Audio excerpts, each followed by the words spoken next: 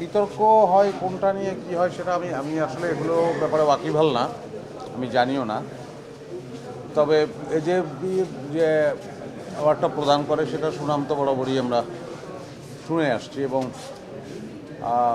এই অ্যাওয়ার্ডটার জন্য আমাদের প্রত্যাশাও থাকে। আর সবচেয়ে বড় কথা হচ্ছে যে পুরস্কার তো আসলে অনুপ্রেরণা দেয় নতুন কাজ করার জন্য। তো এই যে বীর এই অ্যাওয়ার্ড আমার কর্মজীবনেও একটা অনুপ্রেরণা, আমি তাই মনে করি। আমি যখন এসএসসি কমপ্লিট করি তারপর থেকেই আমি মানে আমার কাছে প্রথম তার যে উপন্যাসটা পড়ি সেটা আগুনের পরশমণি, বিচিত্রা পত্রিকায় সংখ্যায় সম্ভবত এটা প্রকাশিত হয়েছিল, এবং পড়ে আমার কাছে এর আগে এরকম সাহিত্য আমি পড়ি একদম। আমি পড়ার পরেই আমার মনে হয় যে এটা তো অন্যরকম লেখা, আমাকে টানতে থাকে। তারপর থেকে তো নিয়মিতই পড়া। তা আমি বলবো যে আমার সাহিত্য চর্চা বা সাহিত্য পড়াশোনার ক্ষেত্রে তার লেখাগুলো অনেক বড় ভূমিকা রেখেছে, এবং আমি তখনও মুগ্ধ ছিলাম, অদ্যাবধি আমি হুমায়ুন আহমেদের মুগ্ধ। আমার কাছে হচ্ছে যে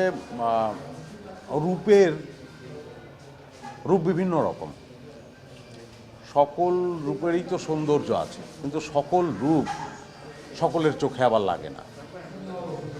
তাই বলে সকল রূপ যে অযোগ্য তাও না, কারো কারো চোখে লাগে।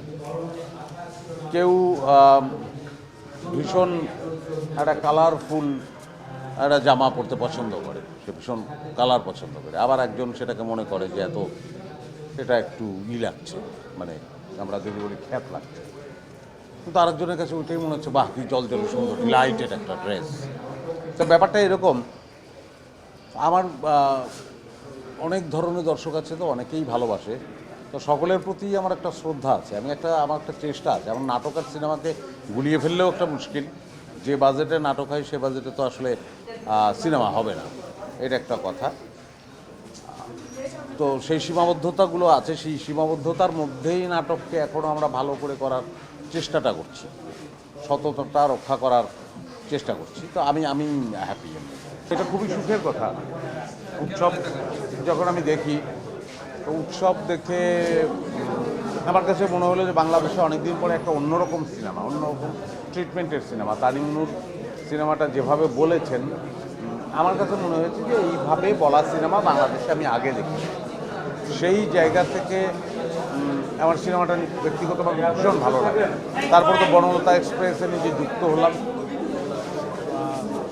তো সেটাও তো দারুণ লাগলো। আসলে সবাই খুব এর মধ্যে ঢুকে কাজটা করেছি, মনোনিবেশ ছিল সকলেরই।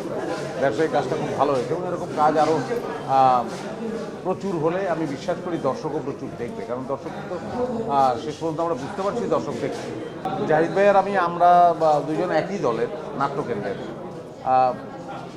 বরাবরই আমাকে স্নেহ করেন, মানে একদম নাট্যকেন্দ্রের শুরু থেকে বা যখন থেকে আমরা থিয়েটার করি সেই সময় থেকে।